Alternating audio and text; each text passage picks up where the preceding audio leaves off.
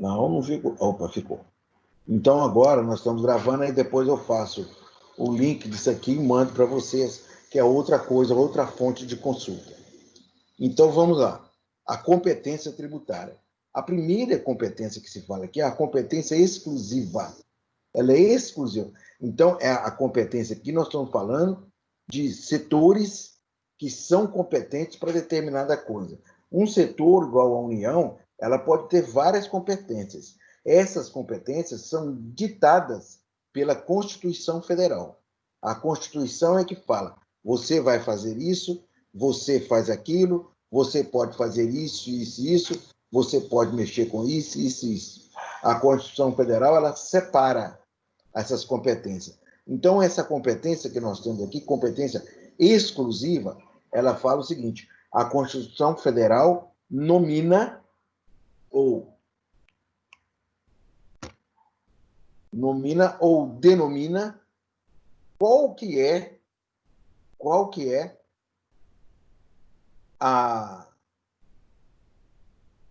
o ente federativo que tem competência para instituir aquele tributo, aquele determinado tributo. O exemplo que dá aqui: impostos. Quem pode cobrar os impostos está denominado, está feito pela Constituição. Ó, você pode cobrar isso aqui, você pode cobrar aqui. Então, os impostos. Tem imposto que é estadual, tem imposto que é municipal e tem imposto que é federal. Então, quem vai cobrar o imposto é determinado pela Constituição. A competência comum. A Constituição não estabelece discriminação entre os entes tributantes, podendo qualquer um deles instituir certos tributos dentro das suas respectivas atribuições. Então, por exemplo, taxas e contribuição de melhoria. Taxa é aquilo que você paga e você tem um retorno imediato. Então, no caso, a prefeitura municipal pode cobrar taxa, o Estado pode cobrar uma taxa, a União pode cobrar uma taxa. Isso aí não tem, isso aí é a competência comum. E aqui está dando outro exemplo de contribuição de melhoria. Eu quero fazer uma determinada coisa aqui, então eu vou fazer uma contribuição de melhoria para aquilo ali que eu vou fazer, para aquilo ali que eu vou pegar. A competência extraordinária é exclusiva da União. Somente o Estado brasileiro, somente a União pode estabelecer. O que ele vai instituir? Impostos extraordinários, no caso de guerra ou eminência de guerra. Eminência de guerra é uma coisa que está para acontecer, está pertinho de acontecer. Vai acontecer uma guerra.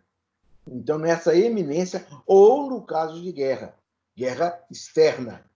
Guerra civil é uma guerra interna, um Estado contra o outro, uma região contra a outra. Mas, no caso de guerra externa, o Brasil declara guerra para algum país, ou um país declara guerra para o Brasil. O Brasil vai guerrear, ele vai precisar de dinheiro. Aonde que ele vai buscar dinheiro? No povo. Então, vai se estabelecer, instituir um imposto exclusivo para essa guerra. Então, esse é imposto extraordinário. Acabando a guerra, acaba o imposto. Deveria acabar, né? Competência especial. O que é competência especial? Em regra, é exclusiva da União. A instituição de empréstimos compulsórios e contribuições sociais em casos especiais. Então, vamos voltar aqui. Empréstimo compulsório é quando você instituir um empréstimo, você vai pegar de alguém,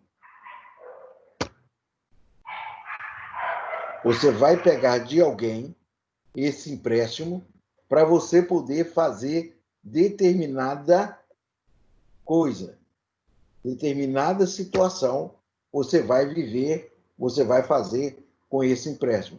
Normalmente, o empréstimo é para olhar alguma coisa, uma catástrofe que houve, ou uma necessidade muito grande de uma área, aí o governo pega e institui aquele imposto. Mas aquilo que nós temos que ter consciência, somente o governo federal pode estabelecer empréstimo compulsório.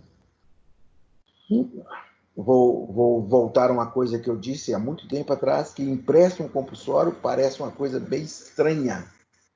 Porque se é empréstimo, como é que é compulsório? Compulsório é obrigatório. Então, quer dizer, se você está me obrigando a te emprestar um dinheiro, é uma coisa que fica meio sem nexo. Tá? Então, empréstimo compulsório é somente o governo. E Patinga, Fabriciano, teve um problema danado aí, saúde. Precisa-se de um dinheiro, precisa de um montante para colocar ali. Fabriciano, Patinga, Timóteo, qualquer das cidades, o Estado de Minas, não pode estabelecer um empréstimo compulsório. Somente a União, somente o governo federal que pode. Aqui está falando que fala em regra é exclusiva da União, essa competência especial. Porque uma competência especial também é essa.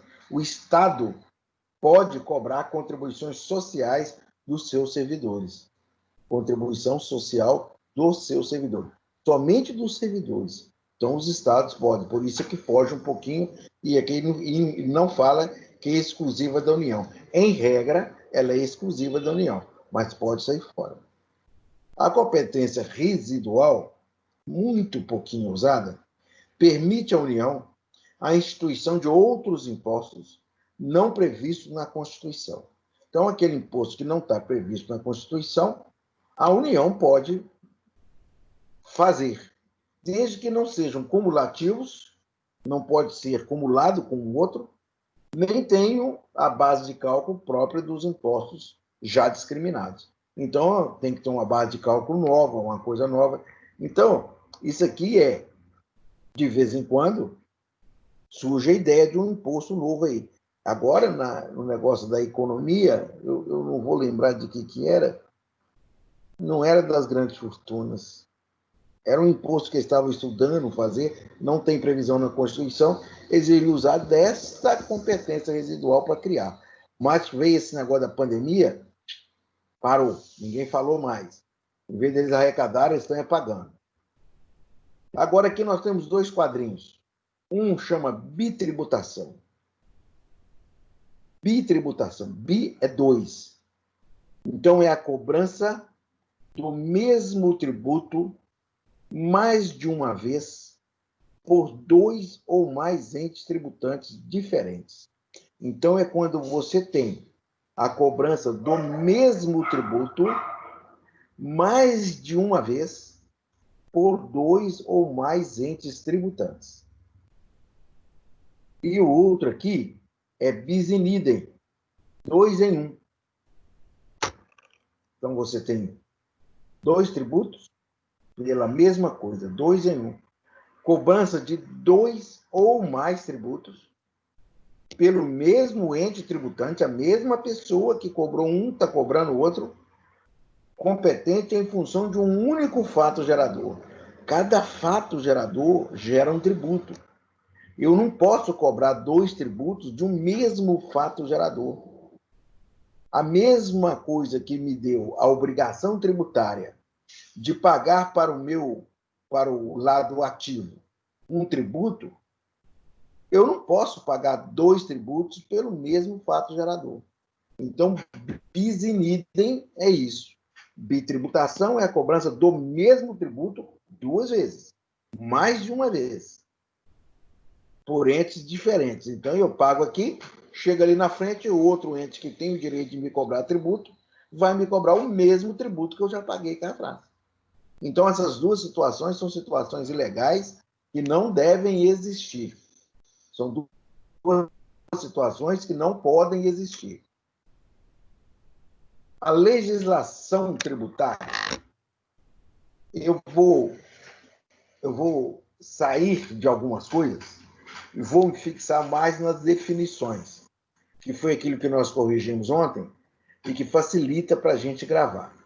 Então, a legislação tributária, ela diz o seguinte: é todo ato normativo que verse sobre matéria tributária, desde a Constituição Federal até uma ordem de serviço local.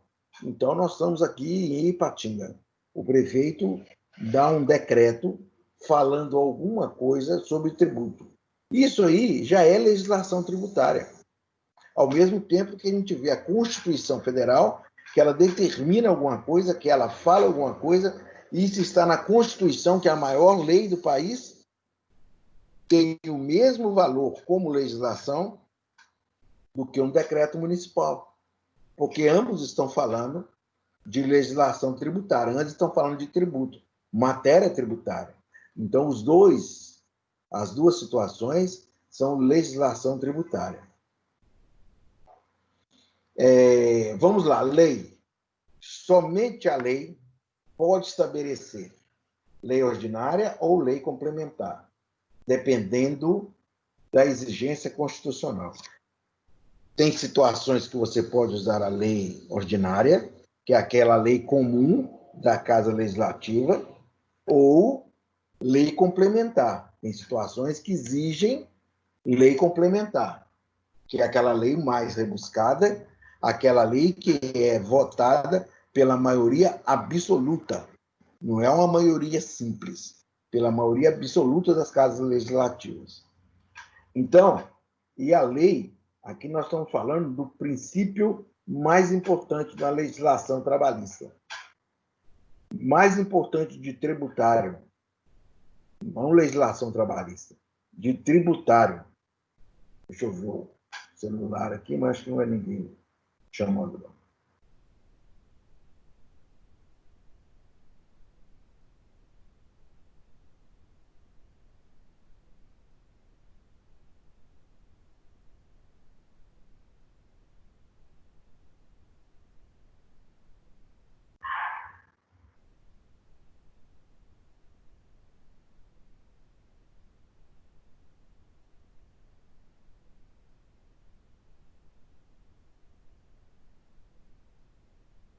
Então, tá beleza. Então, é o princípio tributário mais importante. Mais importante, é o princípio da legalidade. Porque tudo que nós vamos falar de tributo tem que estar dentro da lei. Ninguém pode tirar da cabeça dele um tributo e instituir e colocar para se usar. Não. O tributo tem que estar dentro da lei.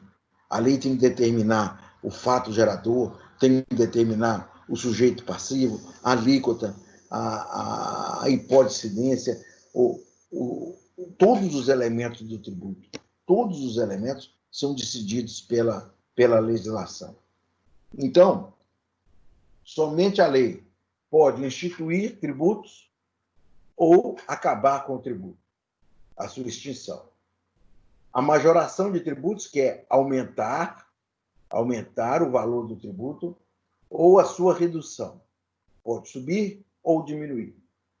A definição do fato gerador, da obrigação tributária principal e do seu sujeito passivo, quem vai pagar. Isso tudo, só a lei. A fixação de alíquota do tributo e da sua base de cálculo. A combinação de penalidades. Se a pessoa não pagar, o que ela vai acontecer com ela? Qual a penalidade que ela vai sofrer? Para as ações ou omissões contrárias a seu dispositivo ou para outras infrações nela definida. A pessoa cometeu alguma infração, foi omissa ou fez alguma coisa que é contrário ao dispositivo da lei, então a lei já fala, já determina qual a punição que ela vai sofrer. As hipóteses de exclusão, você vai tirar fora. Suspender e extinguir crédito tributário, ou dispensa, ou redução de penalidades. Então, tudo a lei decide. Em teoria, aqui a questão da lei delegada, eu não vou falar nisso. Aquilo que eu já falei. Lei delegada é uma coisa que não se está usando mais no país. Então, nós não vamos colocar mais coisa na nossa cabeça. Vamos tirar, vamos esquecer essa parte de lei delegada. Aí aqui fala um pouquinho de medida provisória. Medida provisória veio. Existe hoje. Substitui, basicamente, a questão da lei delegada. A medida provisória é somente o governo federal, o poder executivo, na pessoa do presidente da República, pode instituir. Ele coloca uma medida provisória, aquilo já tem de imediata força de lei, já começa a valer como lei, e o Congresso Nacional tem 60 dias para votar isso e algumas coisas 90 dias. Se votar, se aprovar, continua como lei. Se rejeitar, aquilo deixa de ser lei.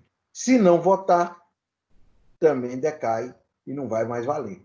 Se o presidente quiser, ele tem que lançar outra medida provisória. É possível a adoção de medida provisória para tratar de matéria tributária, se observado os requisitos constitucionais e não tratar-se de matéria reservada à lei complementar. Então, se não for uma coisa que está reservado para a lei complementar decidir, você pode legislar com medida provisória. Você pode, desde que você respeite os requisitos constitucionais.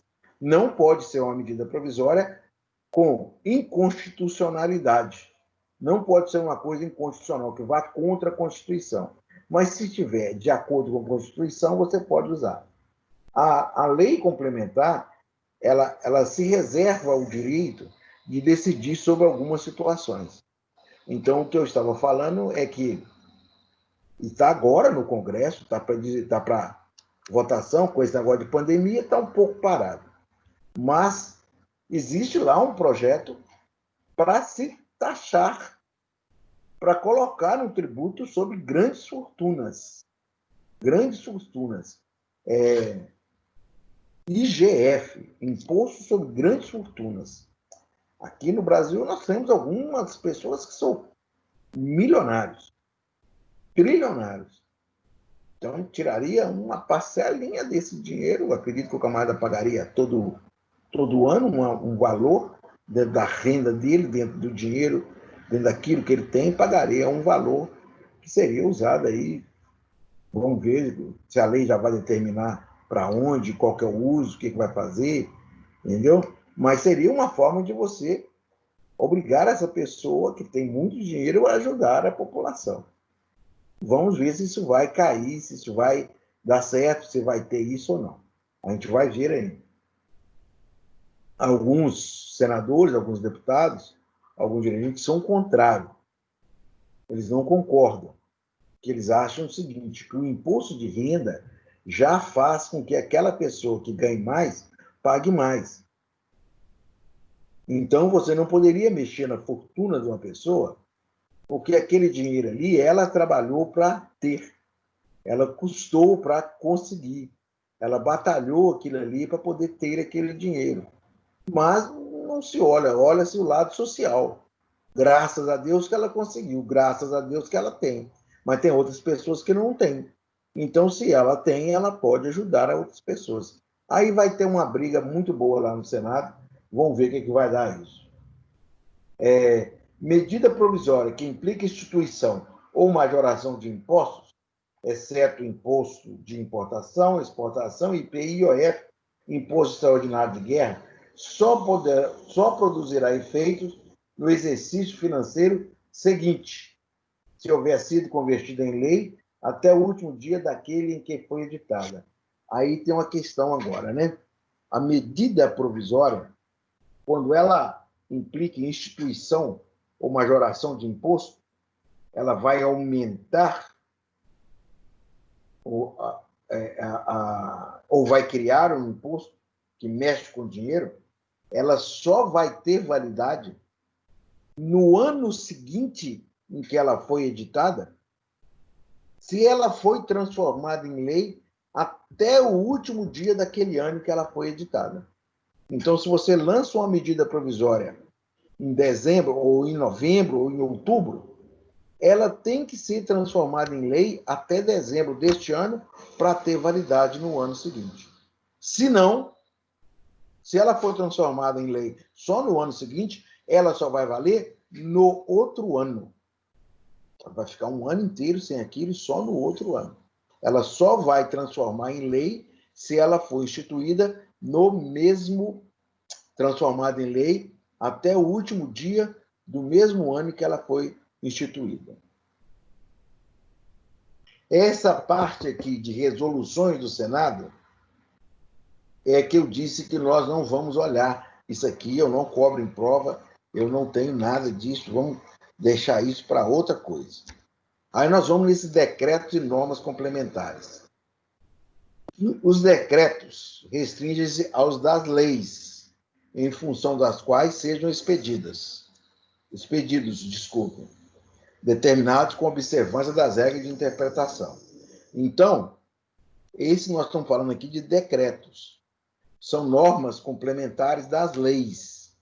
Tem a lei, tem o decreto-lei, que ele vem complementando a lei, das leis, dos tratados e das convenções internacionais. Então, vamos lá. Quais são esses decretos? Os atos normativos expedidos pelas autoridades administrativas. As decisões dos órgãos singulares ou coletivos. Órgãos singulares eu expliquei para Carol Magalhães, que é quando uma pessoa só decide. Por isso é que é órgão singular. Não é um órgão colegiado, não é um órgão coletivo. O coletivo é quando uma turma vai decidir determinada coisa. Agora, quando é uma pessoa só que decide, é órgão singular.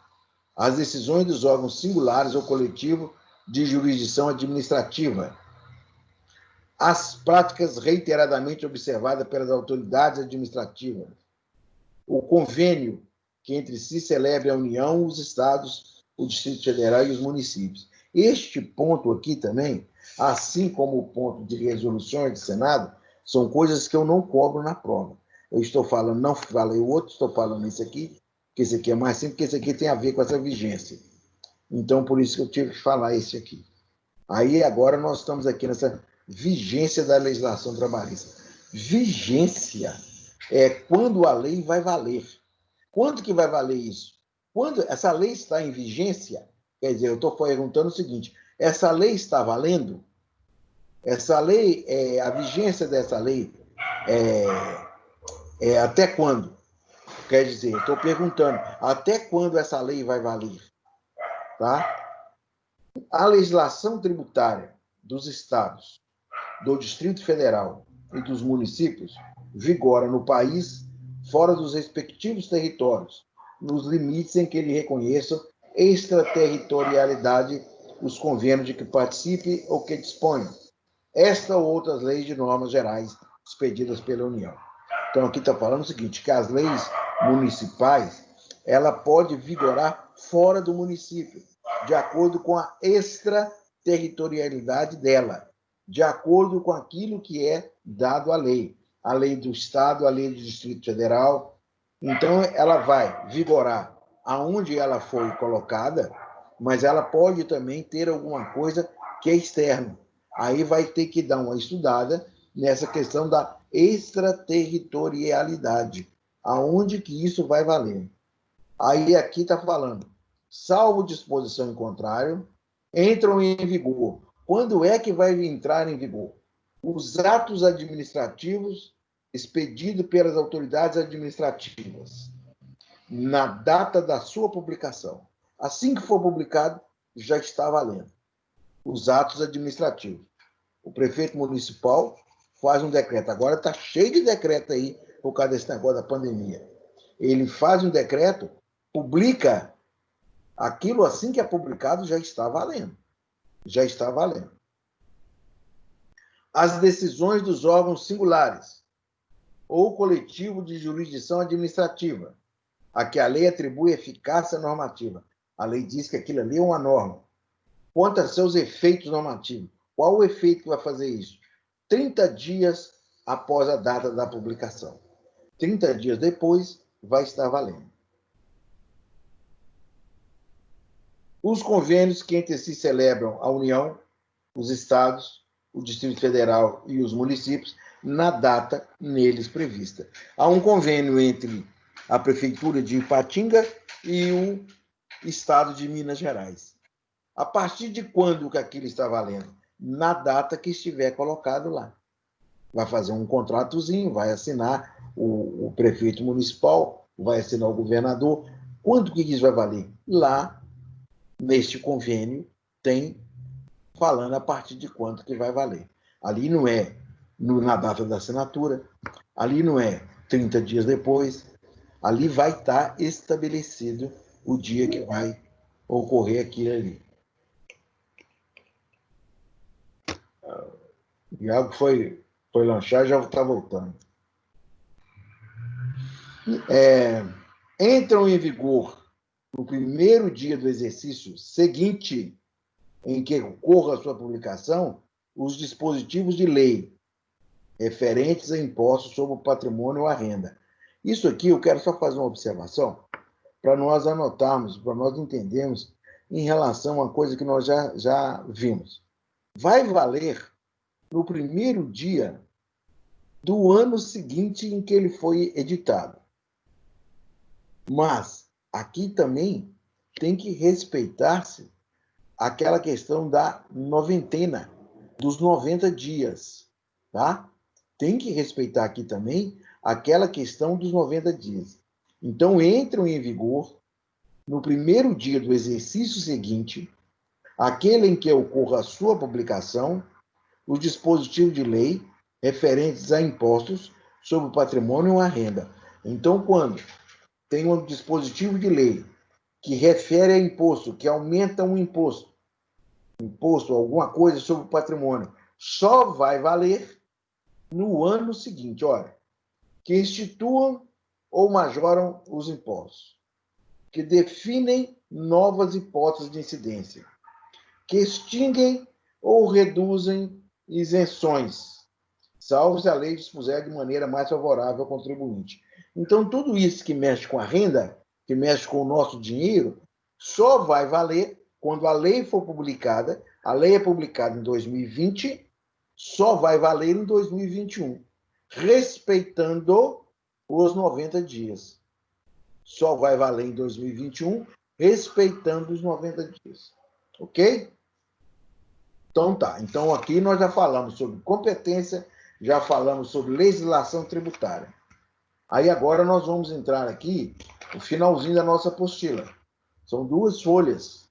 Então nós vamos falar o primeiro, que é a hipótese de incidência. Eu não vou ler isso tudo, eu vou só explicar. Depois nós vamos falar de fato gerador e obrigação tributária. A hipótese de incidência, primeiro, diz o seguinte: ela pode ser descrita como um fato previsto na lei que, em caso da sua ocorrência, resultará no nascimento da relação jurídico-tributária. Essa relação jurídico-tributária é uma relação que existe entre a pessoa ativa e a pessoa passiva. Isso que é a questão da obrigação tributária que nós vamos ver cá embaixo. Quando ocorre esse fato jurídico, são vários fatos que nós temos no mundo, e o legislador veio e escolheu tudo aquilo que determina riqueza. Quando a gente fala em riqueza, gente, é R$1. É R$1, é dinheiro. Tudo aquilo que tenha valor, tudo aquilo que determina a riqueza. A riqueza de uma pessoa não quer dizer que ele é rico, é o que ele tem de bens, de dinheiro. Então, a hipótese, todos esses fatos, eles fazem com que a pessoa tenha uma obrigação tributária. Então, se eu vendo uma casa, se eu compro um carro, se eu herdo alguma herança, se meu pai me faz uma doação de um terreno, tudo isso aí eu vou pagar um tributo. Essa obrigação tributária. Então, a hipótese de incidência é uma coisa virtual, é um pensamento virtual, uma coisa que está no campo virtual. Ali é que nós percebemos o que ocorre e como que acontece. Nós percebemos a coisa, nós temos uma possibilidade. Por isso que chama de hipótese. Hipótese é aquilo que pode acontecer. Pode também não acontecer. Então eu falo, vender uma casa é uma hipótese de incidência? Sim. É uma hipótese. Mas eu nunca vou vender uma casa. Nunca vai acontecer. nunca vai ter uma obrigação por uma venda de casa, porque nunca aconteceu, mas tem que estar descrito na lei, tem que estar previsto na lei. Então, isso é hipótese de incidência. Tá? Aí nós temos o fato gerador. O que é o fato gerador? É quando você sai da hipótese e cai na realidade. Deixou de ser uma hipótese e aconteceu. Quando aconteceu, não é mais uma hipótese, é o fato gerador.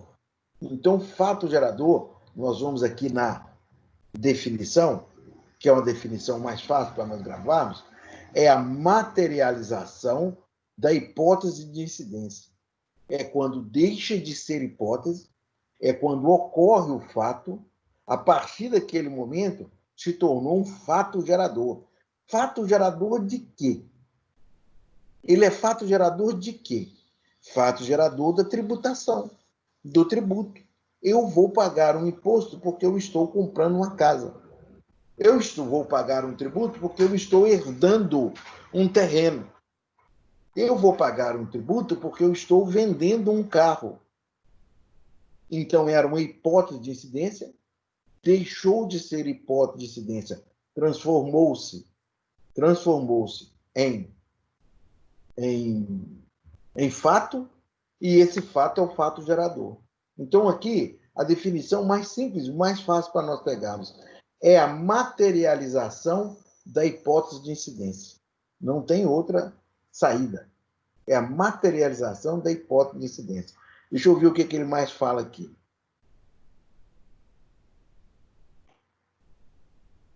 Não, isso aqui não interessa. Não, aqui, essas explicações que ele dá de fato gerador, eu vou só ler uma para vocês verem como que ela confunde a gente em se tratando de hipótese de incidência. Olha,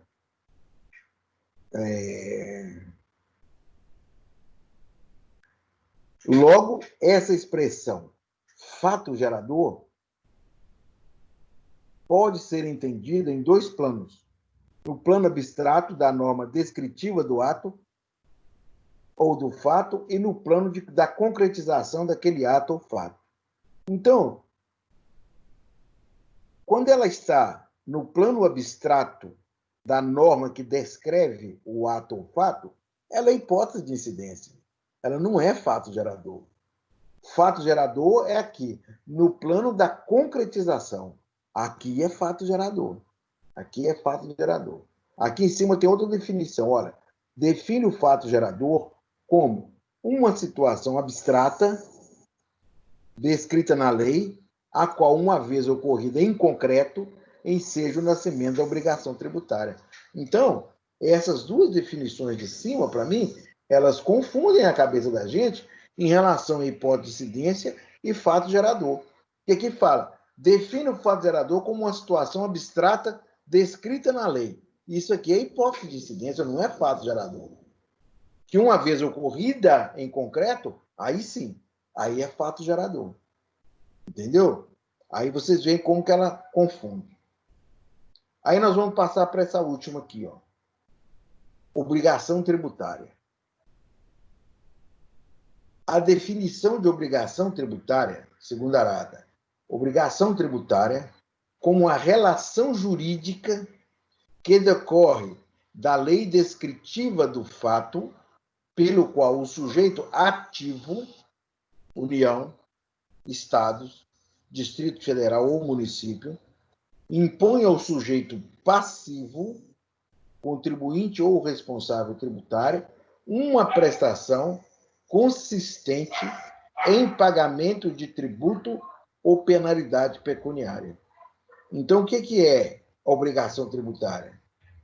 É aquela relação jurídica que existe entre o sujeito ativo, que obriga o sujeito passivo a pagar para ele uma quantidade de tributo ou qualquer outro tipo de penalidade tributária. Então, é essa relação que existe pelo Estado e pelo o sujeito passivo. Então, quando existe essa relação, é a obrigação tributária. O professor aqui ainda, ele classifica essa obrigação tributária em principal e acessória. Isso aqui foi até uma das perguntas que nós fizemos.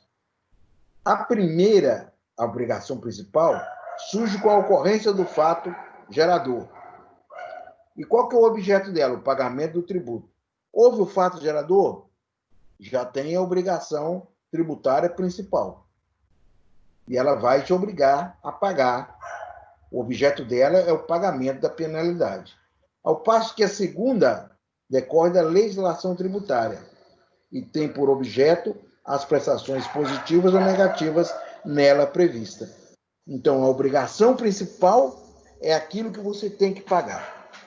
A obrigação acessória são as prestações para você efetuar aquele pagamento.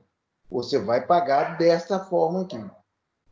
Sendo que, na obrigação acessória, se você não observar a data, se você ficar inadimplente, automaticamente volta para a obrigação principal. Então, eu tenho que pagar 20 mil de imposto.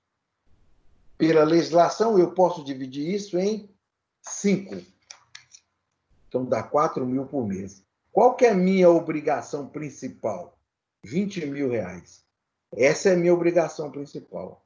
Qual que é a minha obrigação acessória? 4 mil mensal. Eu vou pagar 5 parcelas de 4 mil mensal. Mas eu não pago a primeira, eu não pago a segunda, a terceira. Acaba aquilo ali, aquela divisão que eu fiz, aquele parcelamento, acabou a minha obrigação acessória, voltou tudo para a minha obrigação principal. Aí o governo vem com a ação de execução, me cobrando o valor total da dívida. Tá?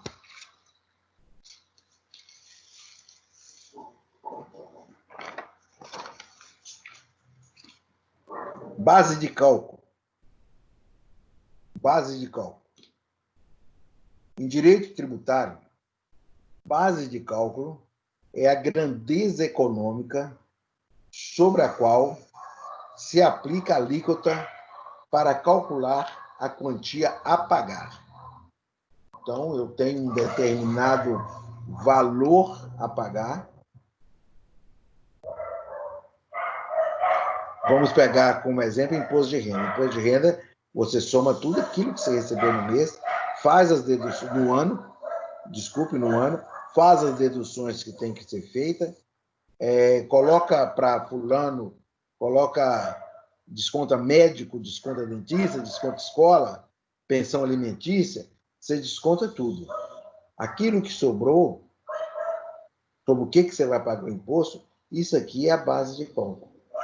Base de cálculo, na minha base de cálculo me deu 20 mil reais. Em cima daquela base de cálculo, eu vou colocar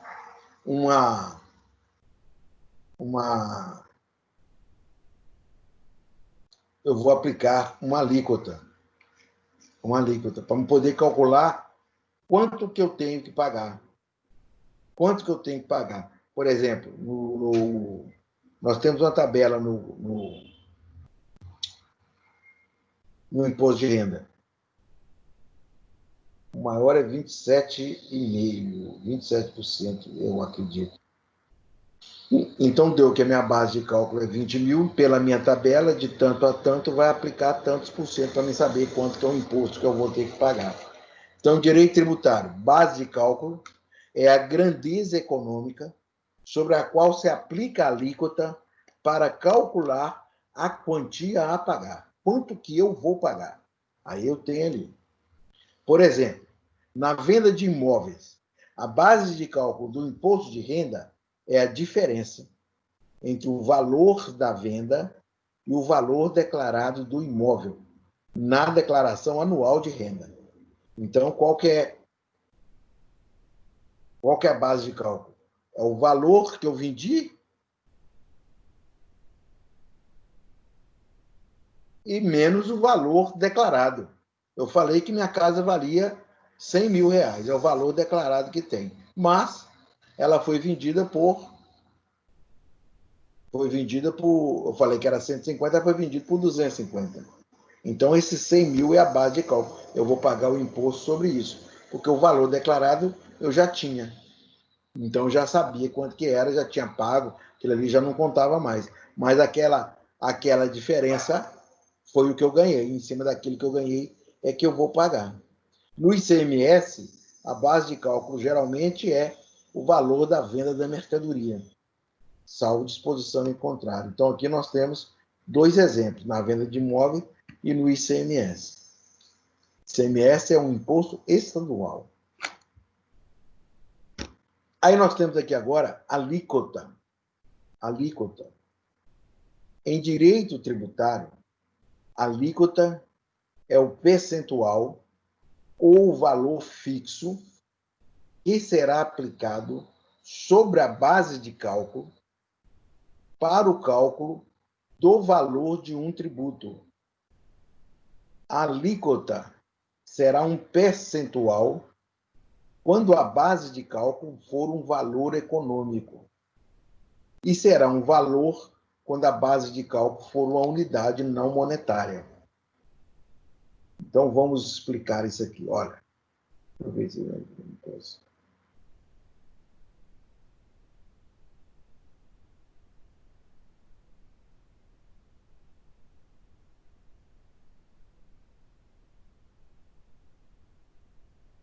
Vamos explicar essa primeira parte aqui, porque na segunda parte eu estou lendo aqui, agora que eu estou percebendo, eu não estou... Deixa eu ver se eu consigo perceber isso aqui. Vamos ver. É o percentual ou um valor fixo que será aplicado sobre a base de cálculo. Eu já cheguei à minha base de cálculo, que ela é 20 mil reais, eu vou aplicar nela 15%, é a alíquota, para mim poder calcular o valor do imposto. 20 vezes 15 dá 2 mil, 3 mil. Isso aqui vai ser o valor do meu imposto. Então, apliquei um percentual em cima daquilo que eu tinha. Agora, pode também não aplicar o percentual. Pode também ser de um valor fixo. Por quê? Qual que é a minha base de cálculo? Ela não tem valor. É um valor não econômico. Eu estou comprando combustível. E eu estou comprando 5 carretas de combustível. Se você for analisar o preço de mercado, ele sobe todo dia, desce, vai para lá, vem para cá.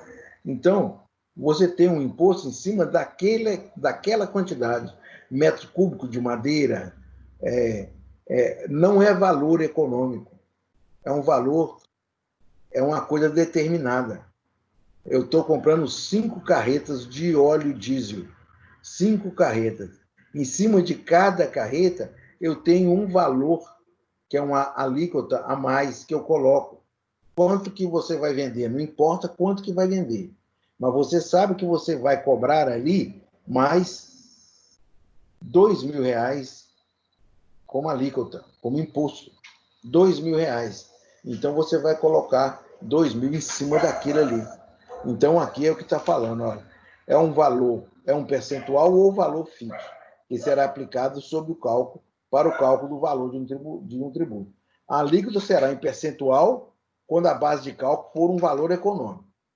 E ela será um valor quando a base de cálculo for uma unidade não monetária. Agora, aqui, tem uma outra explicação aqui que deixa eu ver aqui, olha, vamos ver. As alíquotas em percentual são mais comuns em impostos. E as alíquotas em valor ocorrem mais em tributos como empréstimo compulsório, taxas e contribuição de melhoria. Tá certo, tá certo. Por quê? Por exemplo, você vai fazer uma contribuição de melhoria, você vai construir uma praça. Ela não tem valor econômico. É uma praça X, aquele ali você já vai definir um valor de tributo que vai colocar ali um valor de alíquota. Então, ela não tem um percentual. Nenhum percentual. É o valor. Não importa quanto eu vou gastar. Já foi definido que eu vou pagar aqui 10 mil vai ser a alíquota referente a esse bem aqui. Pode ser, é isso mesmo. Agora, aqui embaixo, fala uma outra coisa importantíssima. Olha. A alíquota é um dos elementos da matriz tributária de um tributo.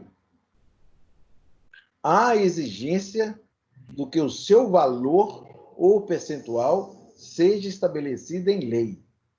A alíquota é um dos elementos da matriz tributária de um tributo. Assim, há a exigência de que seu valor ou percentual seja estabelecido em lei.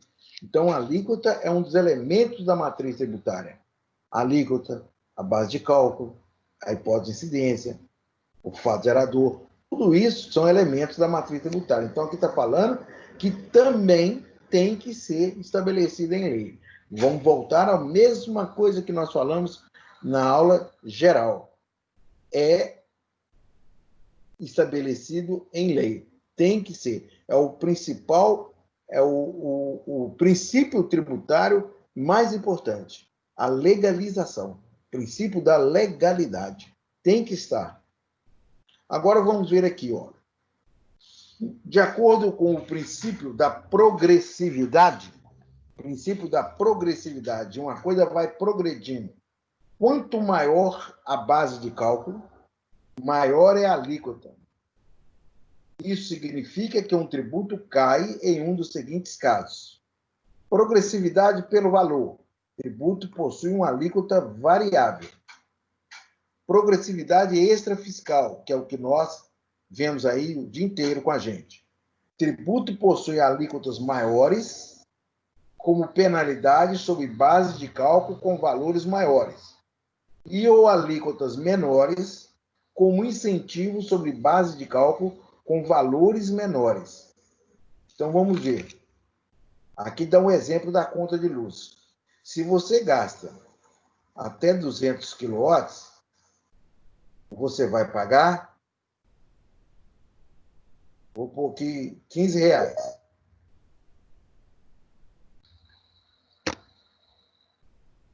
Ao IAD de novo, você vai pagar R$15. Mas se você gasta até 400, você não vai pagar o dobro, 30, você vai pagar 40. Se você gasta 600, você vai pagar 80. Então, esse princípio da progressividade,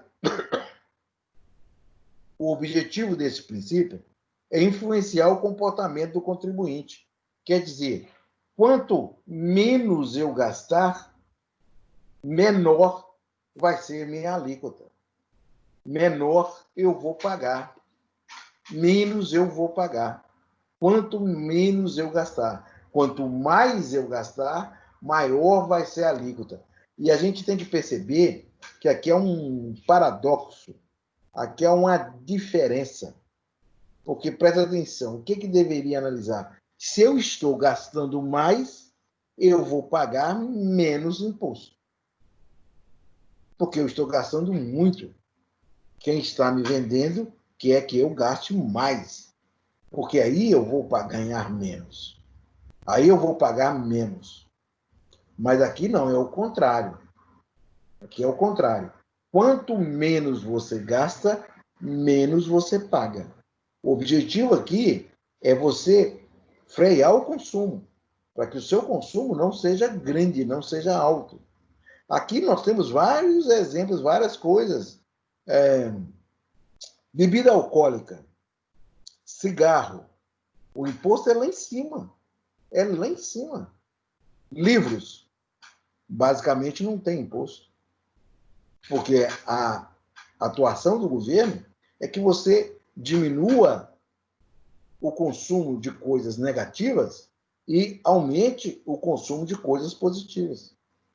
E não há de se falar bebida muito boa, mas não é a melhor coisa do mundo. É prejudicial à saúde, à convivência social, a tudo.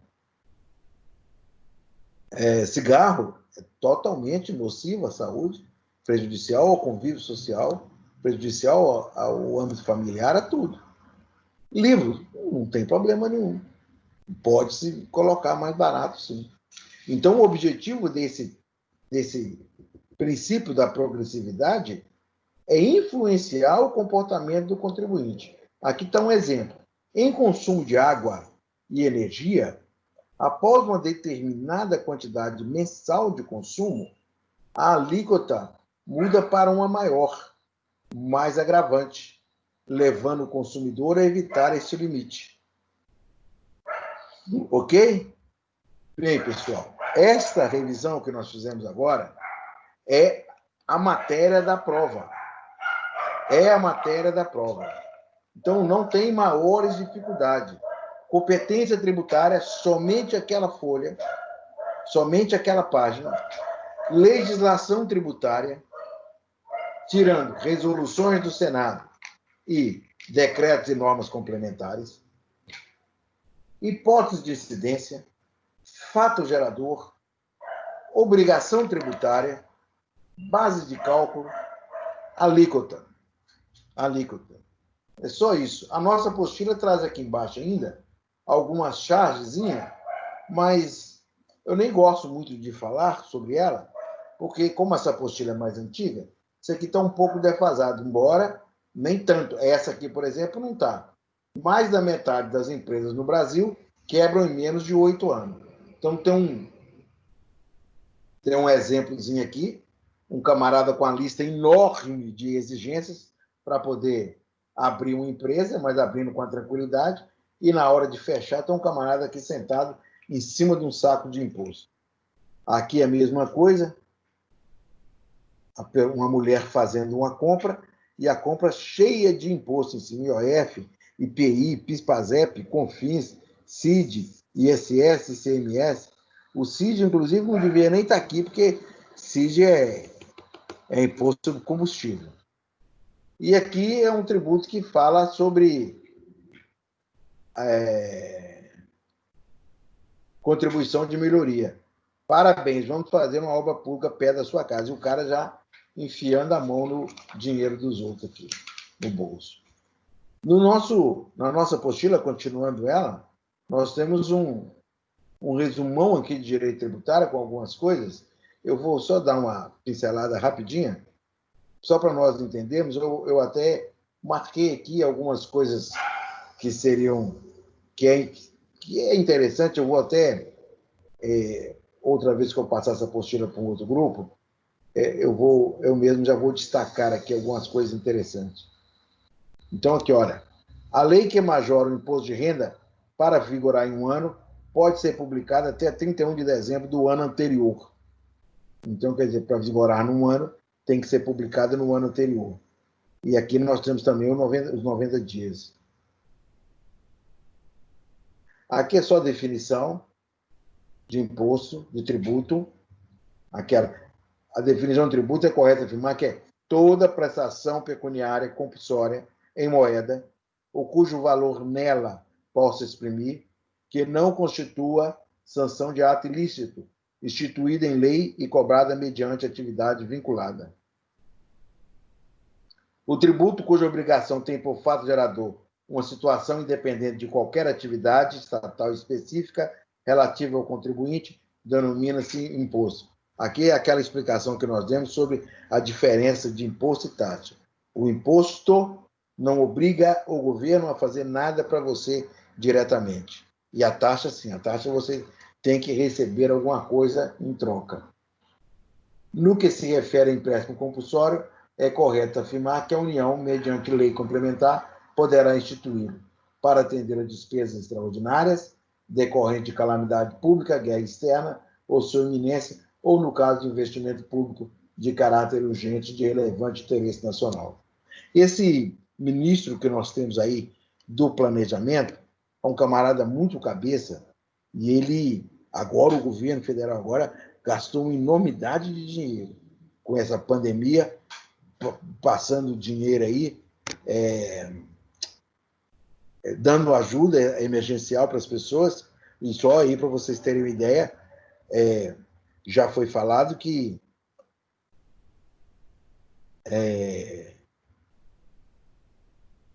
não sei, agora eu não vou saber o número, mas mais de 200 mil pessoas receberam ajuda sem necessidade, sem realmente estar precisando. Então, há muita fraude, há muita coisa nisso aí.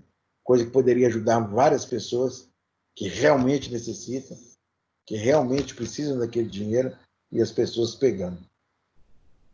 Então, são espécies do gênero tributo previsto na Constituição Federal: imposto, taxa, contribuição de melhoria, empréstimo compulsório, que nós já estudamos.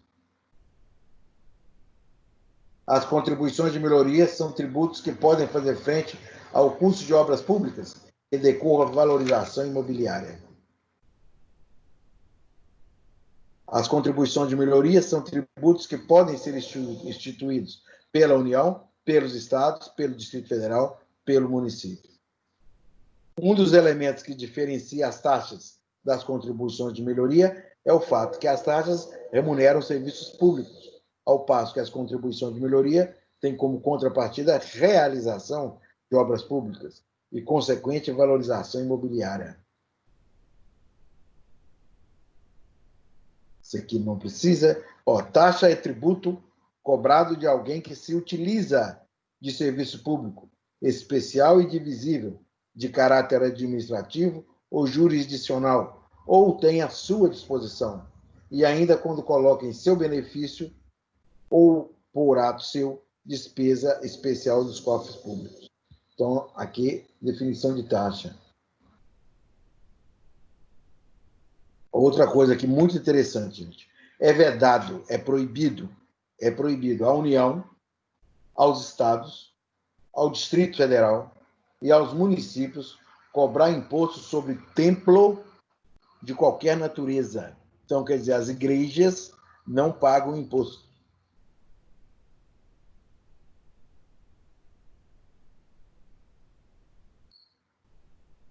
Os estados, imposto, hein? Eu falei o imposto.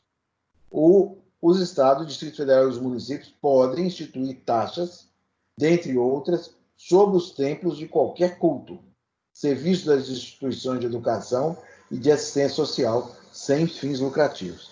Então, eles não pagam imposto. Agora, taxa, eles pagam.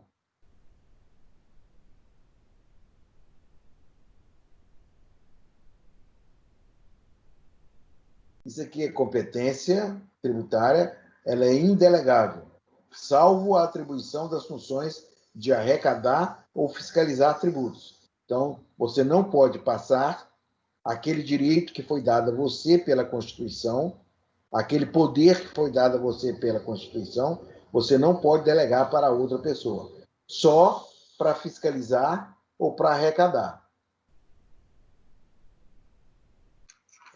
O que me interessa, estou terminando.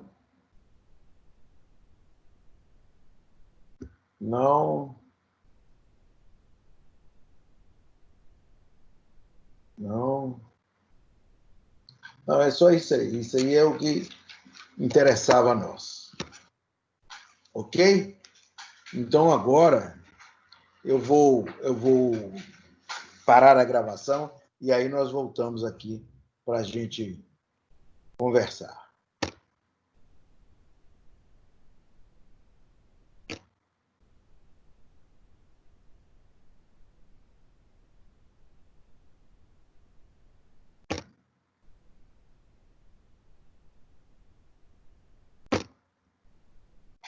Ok. Para a gravação.